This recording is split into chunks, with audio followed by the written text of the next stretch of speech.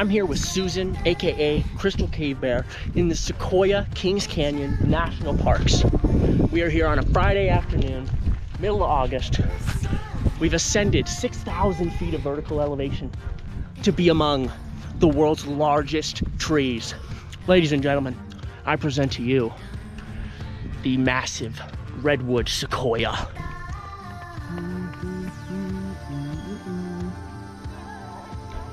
Dun, dun, dun, dun, dun, dun, dun, dun. Amazing groves. Hey. Having fun? Yes, wonderful. Happy trails.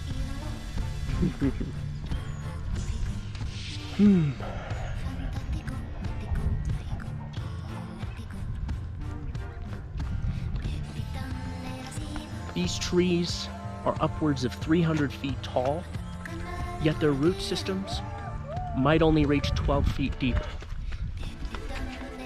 The leading cause of death for these trees is toppling over. Their shallow root systems have to pick up almost 800 gallons of water a day for them to grow to such monstrous proportions. And as a result, there's not a lot of mass holding them down into the ground. Therefore, they're prone to toppling over. Now, what do you think it'd be like to hear a sequoia tree collapse? 1 million pounds of weight slamming into the earth. What would that sound like? Well, we heard an eyes-on report, witness report of a woman who lived a mile away from a 375-foot tall redwood tree that fell over. And at a mile away, she thought a train had derailed off its tracks. Cataclysmic sound. I'll take you through the trunk of one of these sequoias here. A little bit of fire scar in here. Now, the barks of these trees. Let's see if I can get a good angle here.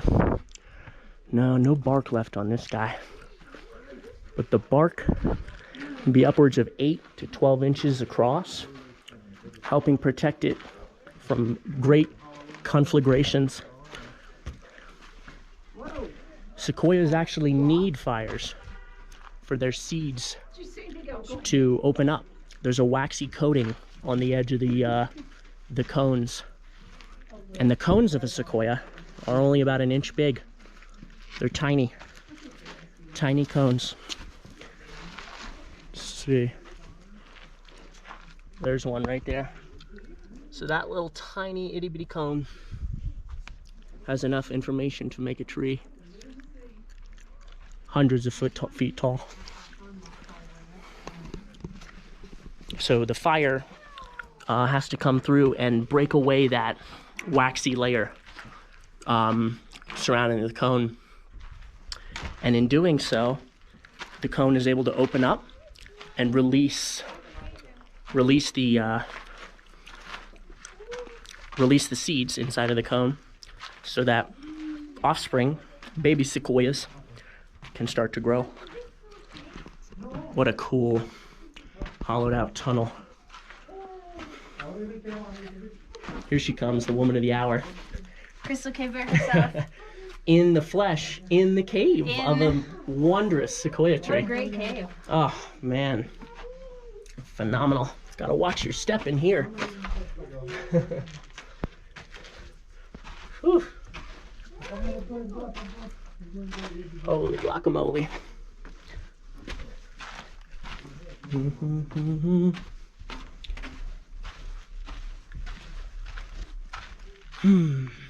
There we have it.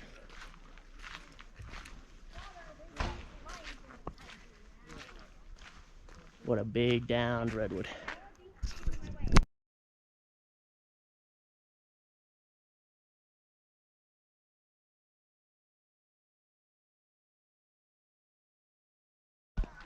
Me standing here at the base of this tree and looking up is the equivalent of a mouse standing beneath a 6-foot tall human being.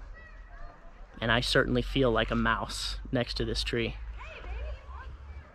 Now, something this incredibly tall stems from a pine cone only this big. Proof that big things really do come in small packages.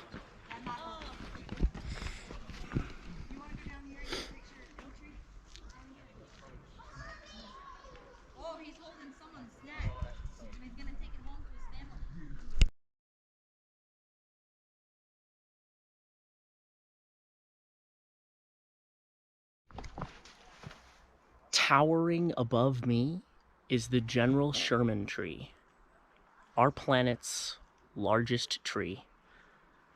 52,500 cubic feet of volume, weighing in at nearly 3 million pounds. Now, this tree is 1,000 years younger than a lot of the surrounding sequoias here. Yet, it's the largest. How did it do that?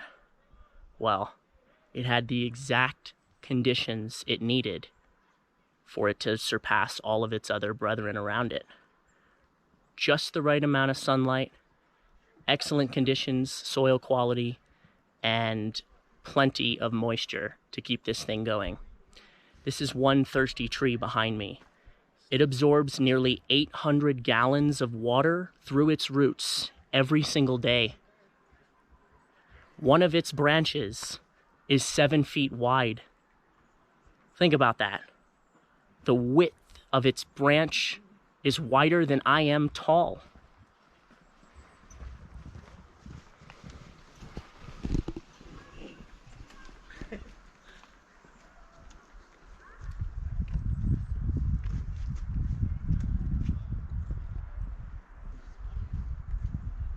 Its circumference is 106 feet across, with a diameter of 36.5 feet wide.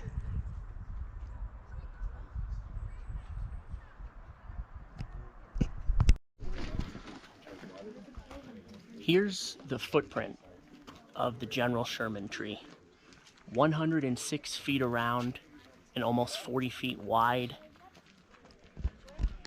You would need 25 people holding hands to go all the way around the footprint of this tree.